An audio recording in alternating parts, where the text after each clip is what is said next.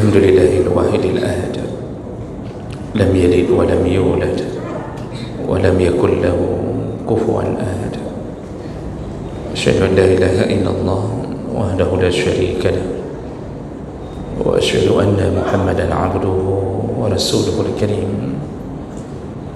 اللهم صل وسلم على نبينا المصطفى محمد وعلى آله وأصحابه أجمعين أما بعد رب اشرح لي صدري ويسر لي أمري واحلل عقدة من لساني يفقهوا قولي. Segala puji bagi Allah, kemudian salawat dan salam kepada Rasulullah, pada keluarga dan seluruh sahabat-sahabatnya. Jemaah salat maghrib dan isya, bapa-bapa dan ibu-ibu yang dimuliakan Allah insyaAllah, kita akan sambung masih dalam pembahasan fadilah diberikan umur yang panjang oleh Allah, dan ini menjadi judul yang terakhir dalam fadilah masalah diberi umur panjang. Di pertemuan yang lalu kita sudah membahas di antara keutamaan orang yang diberi panjang umur, yaitu dia termasuk golongan sebaik-baiknya manusia apabila umurnya diisi dengan amal saleh. Dan ini apabila dibandingkan dengan anak muda yang saleh, maka sungguh orang tua yang saleh lebih utama, lebih tinggi derajatnya di sisi Allah Subhanahu wa taala. Karena Rasulullah sallallahu alaihi wasallam ketika ditanya mana manusia yang paling baik ya Rasulullah, atau siapa manusia yang paling baik ya Rasulullah, kata Rasulullah, manusia yang terbaik adalah man tala umruh, yang panjang umurnya, wa hasuna amaluh, dan bagus amalnya. Jadi minggu yang lalu juga kita sudah memberi peringatan kepada anak-anak muda yang saleh, jangan mengira bahawa kita lebih hebat daripada orang-orang yang sudah tua tapi masih tetap istiqamah. Apalagi ini kadang-kadang ustaz-ustaz ni masih muda-muda, ustaz-ustaz ni masih muda-muda, umur 40, bapa-bapa jamaahnya umur 65. Jadi baik fikir dia ustaz-ustaznya lebih hayu ustaz daripada jamaah orang. Kita sudah sebutkan alasannya kenapa orang tua yang saleh lebih utama di sisi Allah daripada yang muda yang saleh. Karena orang tua sudah merasakan kehidupan yang panjang, dengan derita yang panjang, dengan kesabaran yang teruji, tapi dia tetap masih bersama Allah Subhanahu wa taala. Anak muda ni jangankan makan asam garam hidup, yang manis-manis saja belum kena. Sedangkan orang tua rata-rata kena yang manis, diabetes, macam-macam. Anak muda ni saleh tapi tak sebanding dengan orang tua yang saleh. Sakit belum, orang tua sudah berbagai penyakit dilalui, dan itu sudah berbulak-balik ke rumah sakit, dioperasi berulang-ulang. Anak muda apanya yang dioperasi? Mesin masih bagus, jangankan operasi besar, operasi cemekang pun belum. Maka jangan remehkan orang-orang yang diberi umur panjang tapi masih berada di masjid-masjid Allah Subhanahu wa taala. Karena saya lihat kadang-kadang penyakit anak-anak muda ni merasa lebih hebat. Jadi bak pegah haba, waktu bicara pun seakan-akan di hadapannya itu adalah orang-orang yang rendah, hanya karena mungkin dia menghafal Quran, dia hafal hadis, tapi dia tak mengerti bagaimana kehidupan yang telah dilalui oleh orang-orang yang diberi umur panjang. Jadi hati-hati kepada yang meremehkan kesalehan, keistiqamahan orang-orang yang diberi umur panjang oleh Allah Subhanahu wa taala. Baik, itu yang sudah kita bahas di pertemuan kita yang lalu, ya. Maka bersyukurlah Bapak Ibu yang diberi umur sudah mencapai 60, ya. Bersyukurlah kepada Allah Subhanahu wa taala. Allah menjadikannya golongan-golongan yang terbaik sebelum dijemput oleh Allah Subhanahu wa taala. Kita lanjutkan judul yang terakhir dalam masalah ini adalah fadilah berikutnya. Orang-orang yang diberi umur panjang, mereka diberikan oleh Allah kesempatan yang banyak untuk bertaubat.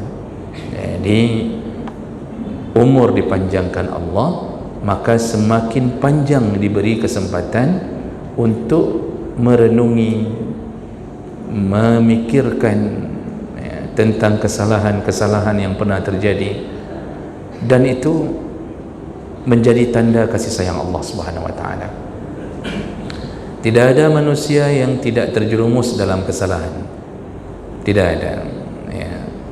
Semua anak Adam pasti melakukan kesalahan, baik dosa besar atau kadang-kadang jatuh dalam dosa kecil, pasti ada, ya. Tapi dan sebaik-baiknya wa khairul khatta'in, sebaik-baiknya orang yang melakukan kesalahan adalah at-tawwabun, mereka yang bertaubat. Maka di antara orang-orang yang sangat disayang Allah, terus-terusan diberi kesempatan bertaubat adalah orang-orang yang diberi umur panjang oleh Allah Subhanahu wa taala. Jadi makanya ini menjadi salah satu fadilah. Ini keutamaan yang Allah beri.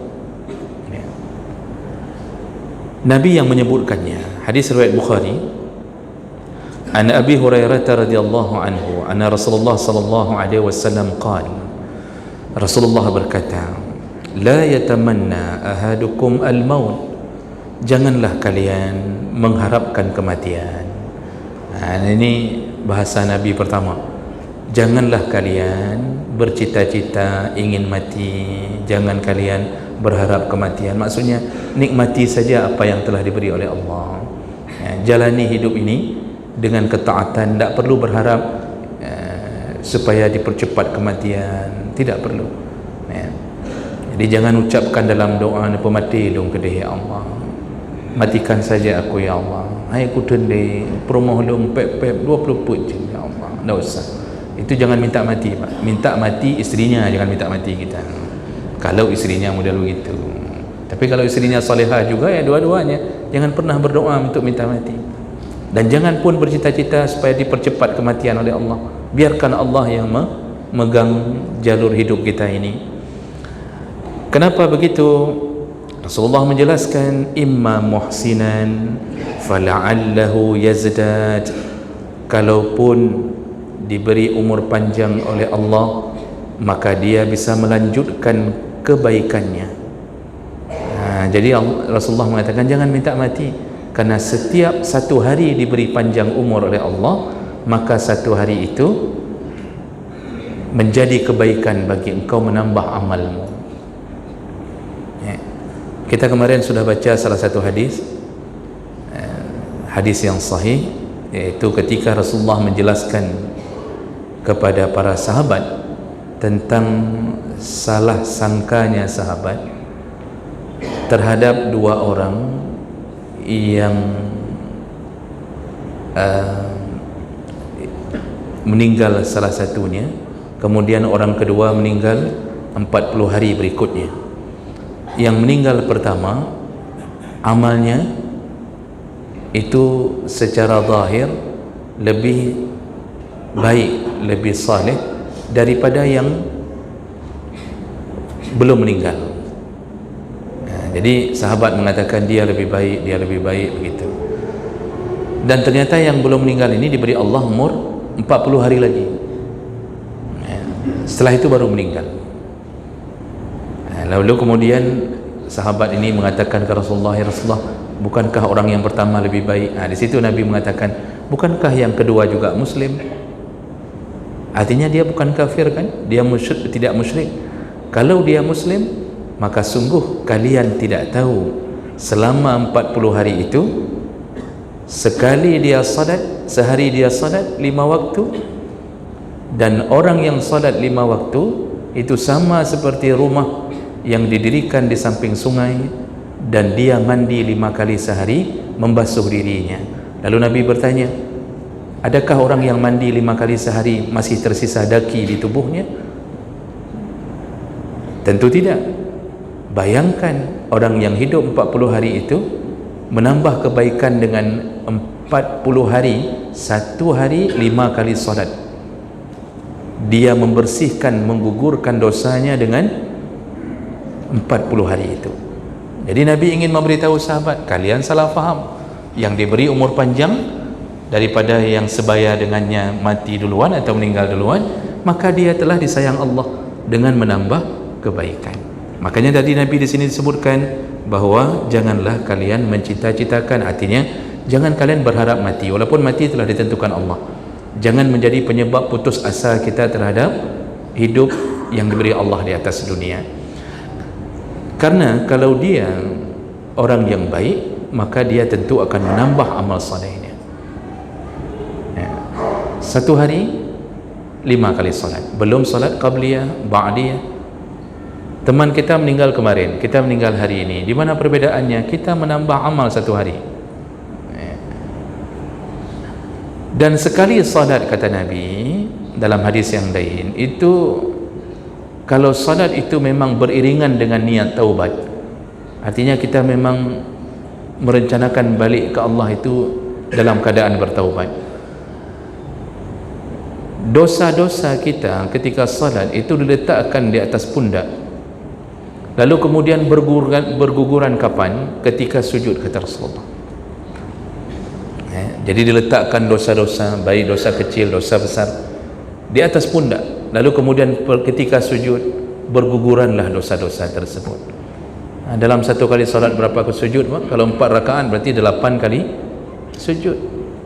Bayangkan fadilah orang yang diberi kebaikan di saat dia mengisi umurnya. Jadi makanya Nabi mengatakan bahawa kalau dia orang yang baik, sungguh fala'allahu yazdad, bertambahlah amal salehnya, bertambahlah kebaikannya. Dan kita perlu, karena nanti fa amma man saqulat mawazinuh, orang yang berat timbangannya, timbangan kebaikannya, fa huwa fi 'aisyatir radiyah, merekalah yang nanti diberikan Allah kehidupan yang radiyah, yang dia ridha. Kita sudah menjelaskan berulang-ulang maksud ridha di situ. Kita tidak lagi merasa perlu untuk mengkomplain. Kita ini kebiasaan kita di dunia suka tidak terima dengan apa yang sudah kita terima. Jadi selalu tidak merasa puas, selalu tidak merasa puas. Yang sudah cantik merasa kurang cantik, sehingga kalau kita lihat di depan cerminnya penuh dengan make up, padahal dia cantik. Yang sudah kaya merasa tak kaya, itu namanya tidak ridha. Yang rumahnya sudah bagus merasa tak bagus, padahal sudah super mewah itu rumah. Yang mobilnya Avanza merasa tak nyaman, ketika masuk lubang seperti bunyi geruduk-geruduk. Apa bunyinya? Geruduk gitu. Tak puas, akhirnya beli Innova. Sudah kena Innova pun merasa AC-nya kayak kurang dingin, kayaknya kurang luas. Beli lagi, naik lagi tingginya, expander lagi. Kemudian yang expander pun tak puas, harus Pajero. Pajero pun tak puas, naik sampai beli pesawat, betul-betul naik. Akhirnya beli drone, dia naik ke atas drone. Terus-terusan hidupnya tak pernah merasa puas. Makanya kalau orang puas, maka dia cukupkan dengan Supra X tahun 1990-an. Ternyata tidak ada lagi Supra X hari ini. Semua ganti, merasa bahawa kurang pah, hana mangat, dadu hana pah, begitulah manusia, selalu tidak ridha. Begitu divonis Allah di atas amal salehnya yang banyak, karena menimbang amal saleh Itu ada, kalau dalam tafsir ada beberapa pandangan bagaimana cara Allah menimbang amal saleh. Ada yang mengatakan bahwa kitabnya yang ditimbang, ada yang mengatakan amalnya yang ditimbang. Wallahu alam, itu perkara gaib yang kita tak tahu. Yang pasti bukan orangnya. Kalau orangnya maka yang gemuk-gemuk lah yang masuk surga. Jadi amal salehnya yang ditimbang. Maka sakulat mawazinu, maka kita masya Allah diberi umur panjang, lalu kita merasakan ingin taubat, digugurkan dosa, bertambahlah satu amalan, radiyah, diberikan tempat yang kita rida, tidak ada rencana komplain. Bagaimana mau komplain? Begitu disebut Allah, masuklah ke surga aku. Begitu kita lihat surga, tak sesuai dengan amal kita, amal sedikit, tapi masya Allah kenikmatan betul-betul melampaui dari batas pikiran kita. Tidak sanggup, daya tangkap kita tidak sanggup menangkap keindahan surga itu. Makanya Rasulullah mengatakan surga itu tak pernah dipandang oleh mata, tak pernah didengarkan oleh telinga, kemudian tidak pernah ditangkap oleh pikiran. Apa yang kita pikirkan sekarang itu bukan surga. Sekarang Bapak membayangkan kehidupan yang begitu indah, tetap itu bukan surga, karena pikiran kita tak mampu menjangkau yang sebenarnya isi surga. Makanya kita ini menjadi makhluk yang paling beruntung, Pak. Islam, iman, disatukan Allah pada diri kita tanpa kita minta, dilahirkan begitu saja dari rahim seorang muslimah, lalu kemudian diberi umur panjang. Kita diberi umur panjang, lalu kita diberi hidayah untuk mendekat ke Allah. Kok bisa-bisanya kita yang sudah berumur ni kok masih mau salat 5 waktu? Sebahagian orang Pak tak mau salat.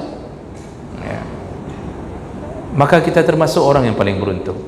Maka meminta hidayah kepada Allah agar ditetapkan hati di dalam agama itu penting.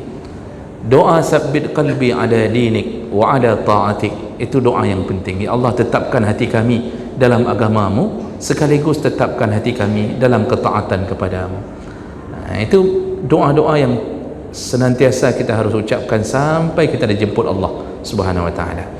Lalu Nabi mengatakan, menyambung lagi, wa imma musian fala'allahu yasta'tib. Seandainya pun kalau dia berumur panjang lalu dia melakukan kesalahan-kesalahan atau melakukan maksiat-maksiat, maka dengan diberi umur panjang, sungguh fala'allahu yasta'tib, maka Allah telah memberinya penangguhan sampai dia bertaubat. Jadi bayangkan, orang diberi umur panjang, kata Nabi, kalau dia baik bertambah kebaikannya, kalau dia jahat Allah terus memberinya kesempatan sampai dia bertaubat. Taubat itu tidak menentu, Pak. Kita harus disegerakan taubat, harus segera taubat. Wasari'u ila maghfiratin min rabbikum, bersegeralah memohon ampun, jangan ditunda-tunda. Fastabiqul khairan, berlomba-lombalah melakukan kebaikan, jangan ditunda. Namun ada kalanya Allah Subhanahu wa taala dengan takdirnya itu ada yang kadang-kadang sudah tua belum taubat, tapi kita tak bisa memvonis orang itu neraka karena kita tak tahu ujung nasib hidupnya. Karena Rasulullah pernah mengatakan, innamal a'mal bil khawatim, amalan itu yang menjadi putusan terakhir adalah umurnya yang di ujung. Bisa jadi ini dia ahli maksiat, kemudian di ujung umurnya ternyata Allah dengan keridhaannya, mungkin di atas perjuangan dia untuk mencari pintu taubat ini, Allah berikan taubat walaupun dia belum sempat melakukan amal. Yang menjadi vonis bagi Allah adalah yang khatimah, di ujung. Makanya kita mengenal kalimat husnul khatimah dan su'ul khatimah. Ujung itu penentu. Jadi ini bisa kita dapatkan. Bapak sudah pernah dengar bahwa seorang pemuda yang membunuh 100 orang, seseorang yang membunuh 100 orang kemudian merencanakan taubat sampai dia ditunjuk oleh seorang alim untuk berhijrah pindah ke kampung yang di situ berkumpulnya orang-orang saleh. Nah, dia kan dalam perjalanan menuju ke taubat itu, tapi belum sempat melakukan amal ibadah karena baru dalam perjalanan menuju taubat. Meninggalnya di tengah jalan perjalanan menuju ke kampung taubat itu. Lalu kemudian diturunkan Allah dua malaikat. Lalu malaikat itu bertikai, ya, dawa-dawi untuk siapa orang ini. Yang satu malaikat rahmah ingin membawanya sebagai calon penghuni surga, yang satu ingin membawanya sebagai calon penghuni neraka karena dia meninggalkan tempat pembunuhan 100 orang yang telah dia lakukan. Yang satu ingin mengatakan dia akan menuju ke pintu taubat. Akhirnya karena tidak ada ketegasan, diturunkan oleh Allah satu malaikat lagi, ya, yang mengadili di antara mereka. Akhirnya diputuskan dengan ilmu dari Allah, ukur perjalanannya, coba diukur perjalanannya, jarak perjalanannya. Kalau lebih dekat ke kampung taubat, maka dia surga. Kalau lebih dekat ke kampung tempat maksiat terakhir pembunuhannya, maka dia neraka. Dan apa yang terjadi? Hadis menyebutkan, di hadis sahih riwayat Muslim, ternyata dia meninggal, tubuhnya berada sejengkal lebih dekat ke tempat dia menuju taubat. Jadi kalau tarik garis tengah, dia sejengkal tubuhnya lebih dekat ke sana. Jadi Masya Allah, hanya dengan itu surga. Maka kita tak boleh putus asa untuk berniat terus saja dalam keadaan bertaubat, ya. Walaupun nanti kadang-kadang jatuh lagi dalam kesalahan, Allah tetap terima taubat. Yang melakukan maksiat di malam hari, kata Nabi dalam hadis qudsi, maka Allah menerima taubatnya di siang hari. Kalau dia meminta ampun kepada Allah, Allah mengampunkannya di siang hari. Lalu yang melakukan maksiat di siang hari, musi'un nahar, lalu dia memohon ampun kepada Allah, maka Allah terima taubatnya di malam hari. Terus saja. Kata Allah, seandainya, ya, hambaku melakukan dosa, kalau disusun dosanya ananas sama, setinggi langit, jadi terlalu banyak dosanya, disusun setinggi langit, lalu dia memohon ampun kepada aku, tetap ku ampunkan. Makanya penting sekali menanamkan keinginan untuk bertaubat, namun harus dibarengi dengan usaha untuk bertaubat. Maka jemaah melakukan Allah Subhanahu wa taala, Nabi dalam hadis riwayat Tirmizi ini dengan derajat yang hasan sahih itu telah menyebutkan bahawa, ya, ketika dia beri umur panjang terjadi lagi kesalahan, maka itu juga pemberian Allah agar dia bertaubat. Ya. Kita ini diuji oleh Allah, tak lepas-lepasnya bujuk rayu nafsu dan syaitan menjatuhkan kita ke dalam maksiat walaupun sampai tua. Makanya Nabi mengingatkan yang sudah tua melalui hadis riwayat Muslim, kata Rasulullah, qalbus syaikhi syabun, orang yang sudah tua ada kalanya dia masih memiliki jiwa seperti anak muda. Kenapa begitu? Karena dua perkara.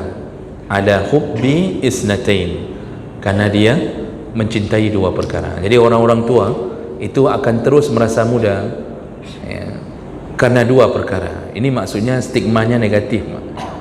Seharusnya kalau sudah tua itu sudah merasa tua, sudah mulai memikirkan persiapan untuk berangkat, koper sudah disiapkan, isinya amal saleh. Wa tazawwadu fa inna khairaz zad at-taqwa, berbekallah karena sebaik-baik bekal takwa. Itu seharusnya kalau sudah beruban, ya, rambut sudah putih, kemudian badan sudah lemah, pandangan sudah kabur, pikiran sudah ngawur, ya, kalau bicara melantur, itu yang model-model begini, itu seharusnya sudah mulai mikir tuh, nyokarap terwate, ini hampir sampai, maka dia mulai berbekal. Tapi ada kalanya ada orang, Pak, sudah tua lagi anak muda, ya, masuk lagi anak muda, stigmanya ini negatif nih.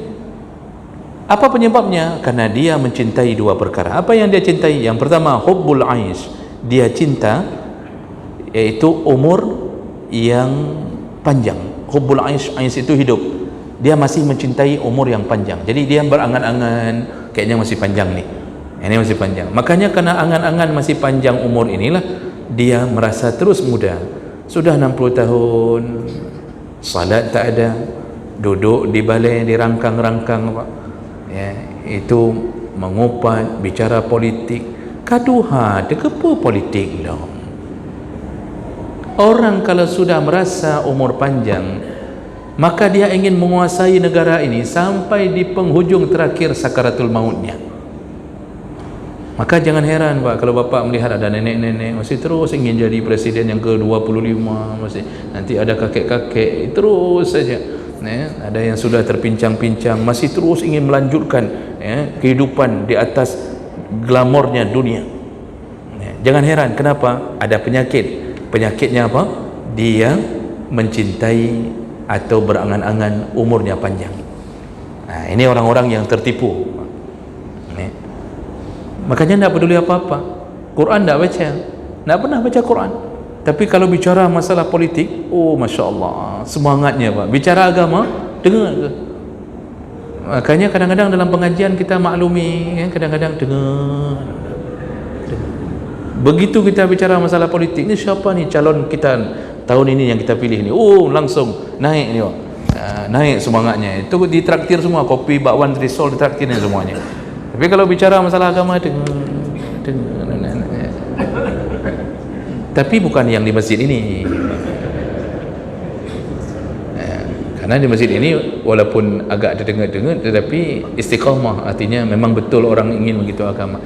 Cuma faktor umur saja membuat lemah, apalagi kena AC. Makanya yang duduk depan-depan AC kan rata-rata udah sayu mata, sikit-sikit sayu mata.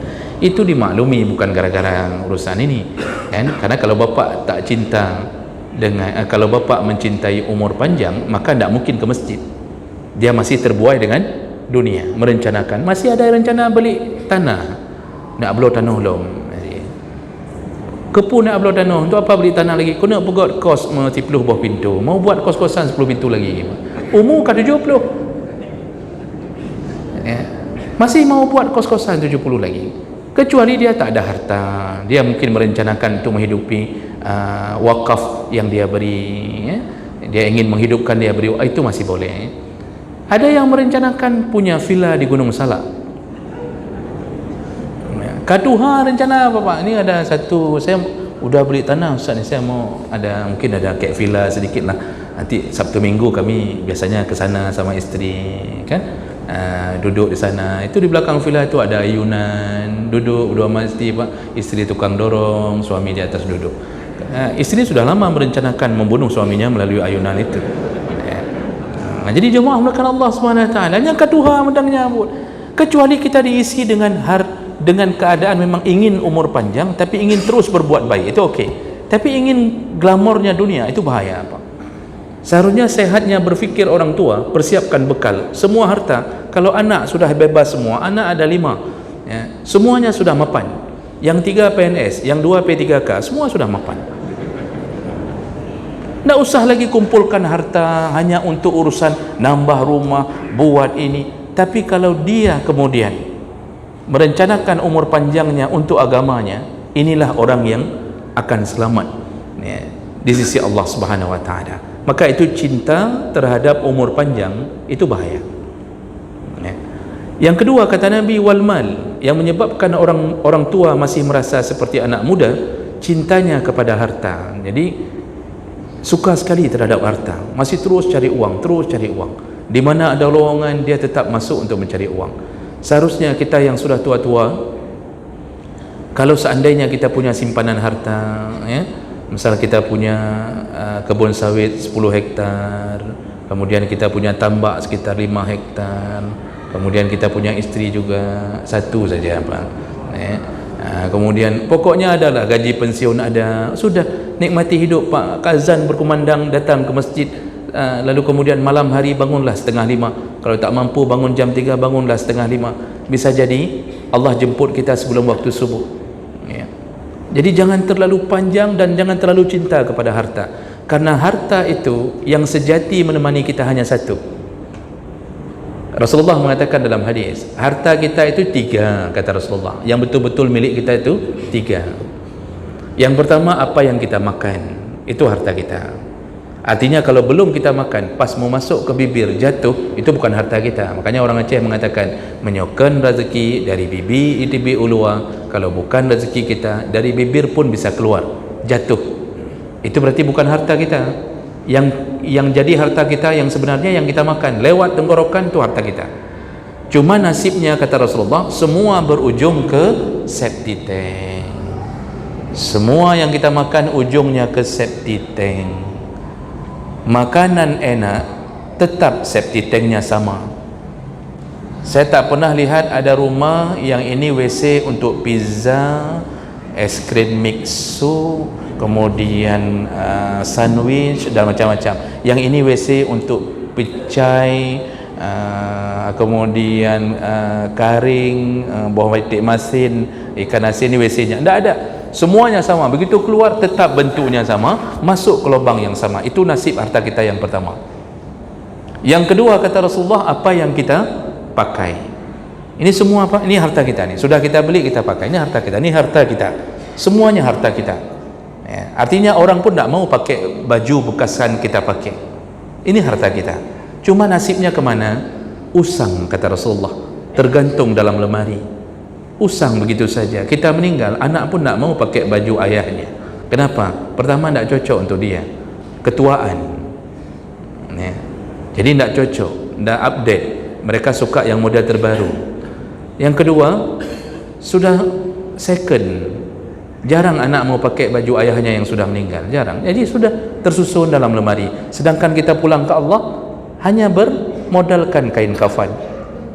Tak boleh pun bawa. Kita wasiat pun tak boleh, harus dilanggar wasiat itu. Kita bilang sama anak, kalau ayah meninggal, tolong baju koko ni ya, pakaikan ke ayah. Tak boleh. Tetap syariatnya kain kafan. Semuanya usang. Bahkan yang lebih sedih lagi, Pak, itu semua pakaian kita setelah lama bergantung dianggap mubazir, lalu dijadikan kain keset kaki di depan kamar mandi. Akan jangan sering anak-anak mengatakan bahwa itu baju bapak itu dalam lemari itu daripada tidak dipakai, ini lipat-lipat aja taruh depan kamar mandi. Jadi keset kaki, Pak, itu baju koko kebanggaan kita. Ya, dulu kita belinya 350.000 setelah diskon. Jadi keset kaki di depan kamar mandi, dilap, digeser-geser kaki, Pak. Ada yang lebih parah lagi. Anak kita mengatakan kepada anaknya, kepada cucu kita, "Nak, tolong ambil tu celana dalam kakek. Ya. Ini mama mau angkat panci, tak ada pun untuk angkat panci. Celana dalamnya suruh jadi angkat panci." Ya. Jadi dipotong-potong celana dalam itu dijadikan sebagai alas untuk mengangkat panci. Masya Allah. Apalagi manfaatnya? Tak ada lagi. Itu bukan harta yang kita bawa. Lalu mana harta kita yang ketiga? Itulah yang sejati. Apa dia?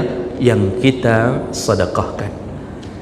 Dari dunia kita sedekahkan, bertemu kembali di akhirat. Makanya semakin tinggi dan panjang umur kita, semakin banyak yang harus kita sedekahkan. Maka Bapak Ibu yang Allah muliakan, pada menit tu Ustaz. 5 menit tu. Dalam 2 menit ini, Pak, ada hadis singkat padat, tapi ini cerita, ya, ini hadis. Dulu di Bani Israel, kata Rasulullah, ada seorang kakek beribadah 60 tahun. Saya tidak baca lagi hadisnya, saya kejar waktu. Ya. Jadi ada seorang kakek syekh alim, ya, beribadah terus-terusan, beribadah 60 tahun lamanya. Dia tidak mau keluar dari tempat ibadahnya, terus-terusan ibadah, ya. Lalu kemudian ternyata datanglah seorang perempuan menginap di tempat ibadah itu. Terjadilah, karena kakek ini mungkin jarang lihat perempuan, akhirnya terjadilah perzinaan dengan perempuan yang menginap di situ selama 6 hari. Ya, terjadi perzinaan selama 6 hari. Dia ibadah 60 tahun, kemudian berzina 6 hari. Setelah berzina dia merasa bersalah, lalu dia pergi mengasingkan diri, ya, ke tempat yang lain. Dia trauma dengan kejadian itu, dia sesali. Nah, di tempat dia mengasingkan diri itu, dia datang dari satu tempat ke tempat yang lain. Lalu beradalah dia di tempat yang berkumpulnya orang-orang miskin. Dia pun tak punya harta lagi, makanan pun tak ada. Datanglah dia tempat berkumpul orang-orang miskin. Ternyata orang miskin itu sedang menunggu roti yang dibagi oleh orang kaya. Lalu kemudian setelah orang kaya datang membagi-bagi roti, termasuk dia dapat satu potong roti, ternyata ada dua orang miskin lain yang tidak dapat. Lalu dia merasa bahwa orang lain lebih membutuhkan. Dia pun sebenarnya belum makan. Ni si kakek yang berzina ni, dia pun belum makan. Akhirnya dipotonglah roti itu, dibelah, sebelah dikasih untuk yang satu, sebelahnya lagi dikasih ke miskin yang kedua. Setelah itu dia meninggal karena kelaparannya. Dan apa yang terjadi? Rasulullah mengatakan di akhirat diletakkanlah amal ibadahnya 60 tahun, lalu diletakkanlah sebelah kiri amal maksiatnya berzina 6 hari. Ternyata ibadahnya 60 tahun kalah dengan zinanya 6 hari. Kakek ini sudah merasa bahwa hanali kan neraka, hanali dengan 6 hari berzina, kalah amal salehnya ini. Kemudian Allah mengatakan malaikat, sekarang timbang amal terakhirnya. Ternyata amal terakhirnya sebelum meninggal sepotong roti yang dia bagi kepada orang miskin tadi, yang dia belah dua. Diletakkanlah potongan roti di sebelah kanan, lalu diletakkanlah dosa zina 6 hari di sebelah kiri. Dan ternyata dengan izin Allah menang pahala sepotong roti. Akhirnya dia dimasukkan surga karena di ujung umurnya dia memberi sedekah.